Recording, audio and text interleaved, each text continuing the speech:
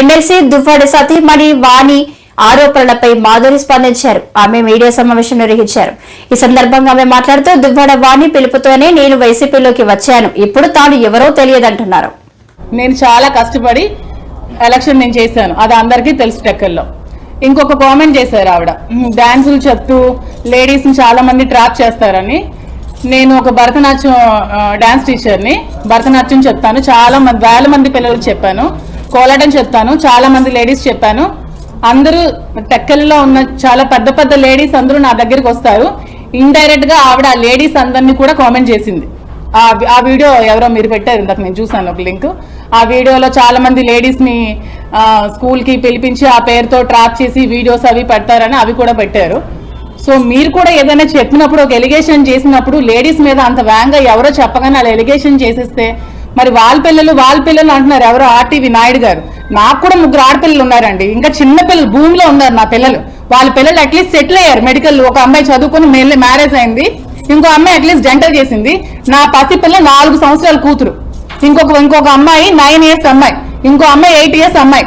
వాళ్ళు మీ వీడియోస్ చూసి ఎలా రియాక్ట్ అవుతారు అనుకుంటున్నారు? ఎవరికి ఇష్టం వచ్చినట్టు వాళ్ళు పెడుతున్నారు వీడియోస్. ఏది తెలుసుకోరా అంటే ఎవరైనా ఒకరు వచ్చి కామెంట్ చేసి ఏదైనా ఒక ఎలిగేషన్, ఫాల్స్ ఎలిగేషన్స్ చెప్తే ఆవిడ చెప్పినవన్నీ నిజాలు అయిపోతాయా? అవన్నీ నిజాలా? అట్లీస్ట్ కనుక్కోవాలి కదా, అట్లీస్ట్ అందరూ డెప్త్ తెలుసుకొని మీరు అందరూ పెట్టాలి. క్యారెక్టర్ లేని మహిళ అలా కొటేషన్స్ పెడుతున్నారు. ఎవరండి క్యారెక్టర్? మీకు ఒక మహిళ క్యారెక్టర్ మీరు అసోసియేషన్ చేసే రైట్ ఎవరికైనా ఉందా అసలు? ఏ సమాజంలో ఉన్నామండి? ఇష్టం వచ్చినట్టు మీరు అన్ని పెడతారు. అసలు ఏం జరుగుతుందో తెలుసా? 2 years గా నేను ఎంత మెంటల్ టార్చర్ అనిపిస్తున్నాను తెలుసా? ఇవన్నీ తెలుసు. మా ఇంట్లో ఎన్ని గొడవలయ్యో తెలుసా? మా పేరెంట్స్ బయటికి రాలేకపోతున్నారు. అట్లీస్ట్ మా ఫాదర్ ఈ రోజు వరకు బయటకు తిరగలేకపోతున్నారు. మా నాన్న సంఘంలో పెద్ద పరువు గల వ్యక్తి, అతను బయటికి తిరగలేకపోతున్నారు. మా ఇంట్లో ఫ్యామిలీ సైడ్ మా బావగారు పెద్ద అడ్వకేట్, నాతో మాట్లాడడం మానేశారు మా ఫ్యామిలీ అంతా గొడవల వల్ల. మరి ఇప్పుడు నేను ఏం చేయాలి ఈ సిచ్యువేషన్ లో? చెప్పండి మీరే. నడి రోడ్ మీద నా 3 పిల్లలతో నేను సూసైడ్ చేసుకోవాలా? చెప్పండి, మీ అందరి సమక్షంలో సూసైడ్ చేసుకుంటాను. ఇష్టం వచ్చినట్టు రాతలు రాసేస్తున్నారు కదా, ఆవిడ చెప్పినవన్నీ నిజాలా? మరి మరి ఇష్టం వచ్చినట్టు కొటేషన్స్ మీరు నేను అవునండి, మీ ఇష్టం వచ్చిన కొటేషన్స్ ఎలా పెడతారు? క్యారెక్టర్ లేని మహిళ అని కొటేషన్స్ ఎలా పెడతారు? మీరు క్యారెక్టర్ లేని మహిళ అని ఎలా పెడతారండి కొటేషన్స్? అందరింట్లో లేడీస్ ఉంటారు కదా, ఆవిడ చెప్పినవన్నీ నిజాలా? కనుక్కోవాలి కదా ఆవిడ ఏం చేస్తుందో. 2 years ఏం చేసిందో తెలుసా? ఈ 2 years లేని ఇప్పుడు ఎందుకు వచ్చిందండి ఆవిడ నన్ను అడగడానికి, క్వశ్చన్ చేయడానికి? ఇప్పుడు ఏం రైట్ ఉంది? 2 days నుంచి చాలా ఎక్స్ట్రా చేస్తున్నారు, చాలా రబస్ చేస్తున్నారు కదా. ఈ 2 days ఎందుకు ఇంత చేయాల్సిన నెసిటీ ఏముంది? ఈ 2 years ఏమయ్యారు? ఈ 2 సంవత్సరాలు ఏమయ్యారు? పిల్లలు ఆవిడ ఈ 2 సంవత్సరాలు ఏమయ్యారు చెప్పండి నాకు. మరి ఇవన్నీ మీరు క్వశ్చన్ చేయాలి కదా రాసే ముందు. మరి నా మనసు ఎంత బాధపడుతుంది, నా పిల్లల మనసు ఎంత పడుతుంది? ఇవన్నీ డిలీట్ చేయగలరా? వీడియోస్ అవన్నీ ఉంటాయి కదా, లైఫ్ లాంగ్ మచ్చ ఉంటుందా? నా మీద ఉండదా?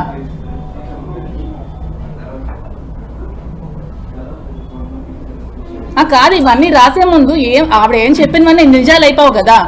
ఆవిడకి ఎప్పుడు ముందు నుంచి కూడా ఆవిడకి ఈ రాజకీయంగా ఎదగాలి అనేది ఆవిడకి మెయిన్ ముందు నుంచి ఉన్న టార్గెట్. టికెట్ ఆవిడకే కావాలనేది ఆవిడ మెయిన్ ఎయిమ్. ఆవిడ ఆ ఎయిమ్తో, లేకపోతే 60 years ఒక అతనితో నన్ను ఇల్లీగల్ కాంటాక్ట్ పెట్టాల్సినంత అవసరం ఆవిడకి ఏముంది? ఆవిడకి వాళ్ళ హస్బెండ్కి పిల్లలకి ఏమైనా ఉంటే హస్బెండ్ వాళ్ళు పిల్లలు తేల్చుకోవాలి, నన్ను మధ్యలో లాక్కూడదు. ఇది నా పర్సనల్ లైఫ్, ఇది నా ఇష్టం. ఎవరు నా క్వశ్చన్ చేసే రైట్ కూడా లేదు. నాకు కూడా నా రైట్స్ అనేవి కొన్ని ఉంటాయి.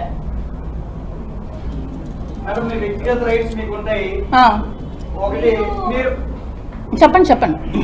మీరు చెప్పారు ఆవిడ మాకు పార్టీలోకి ఆహ్వానించారు, ఆహ్వానిస్తే నేను వెళ్ళారండి.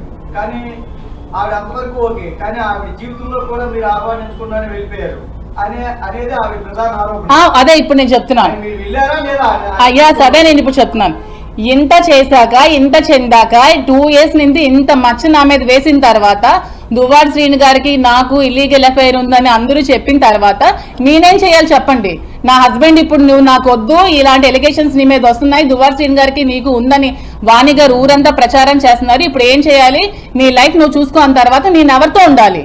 నా లైఫ్ కి సెక్యూరిటీ ఎవరితో ఉండాలి చెప్పండి మీరే? ఎవరితో ఉండాలి నేను? నా లైఫ్ సెక్యూరిటీ ఎవరు ఉంటారు? అతనితో నేను కలిసి ఉంటున్నాను, నేను కలిసి తిరుగుతున్నాను, నేను టెంపుల్స్కి వెళ్తున్నాను.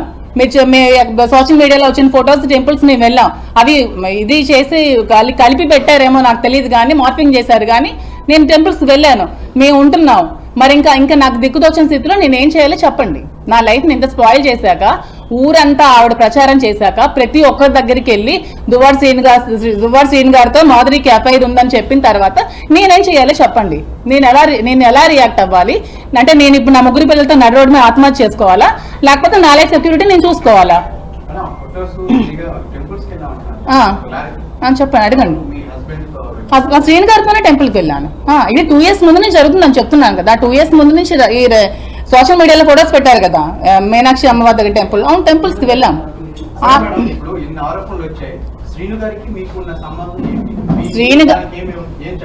శ్రీను గారు మేమైతే పెళ్లి చేసుకోలేదు. ఎందుకంటే ఇల్లీగల్ గా పెళ్లి చేసుకోవడం అనేది చాలా తప్పు. ఎందుకంటే నాకు డైవర్స్ అవ్వలేదు, అతనికి కూడా డైవర్స్ అవ్వలేదు. సో మేము ఎక్కడ కూడా మ్యారేజ్ చేసుకోలేదు. నేను అతనితో ఉంటున్నాను. అతను నాకు ఒక ఫ్రెండ్, ఒక ఫిలాసఫర్, ఒక గైడ్, అన్ని అతనే నాకు. ఎందుకంటే నేను సూసైడ్ చేసుకోవాల్సిన సిచ్యువేషన్ వచ్చినప్పుడు నువ్వు అలా ఏం చేసుకోవద్దు, నీకు నేను ఉన్నాను, నీకు ధైర్యంగా ఉంటాను, నువ్వు అధైర్య పడుకో, నాకు ధైర్యాన్ని ఇచ్చి నన్ను అతను ఒక సెక్యూర్డ్ గా ఉంచుతున్నారు. దాంట్లో తప్పేమీ లేదు కదా. నేను వాళ్ళ ఫ్యామిలీలో సహజీవనం ఎలా అవుతుందండి? అడల్టరీ అనుకోవచ్చు.